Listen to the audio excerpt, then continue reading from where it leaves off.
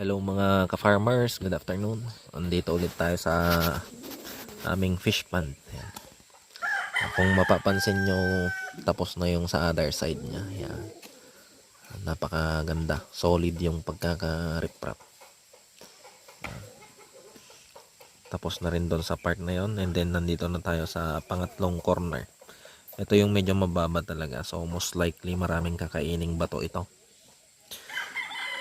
And then after nating matapos sa activity na ito, baka magdadagdag tayo ng tubig niya kasi medyo marami yung laman nito.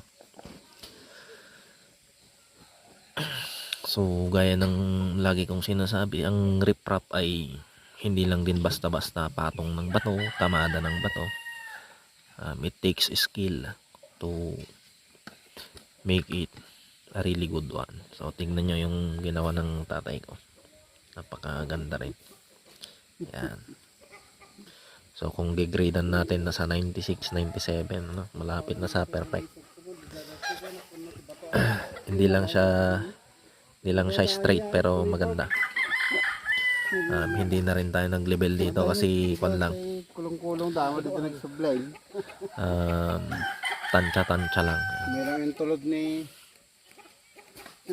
Kasi hindi naman perfect yung size ng ating hindi rin perfect yung shape, kaya okay na din kahit hindi gamitan ng ng liting. Sa Ilocano, parteng ko na da.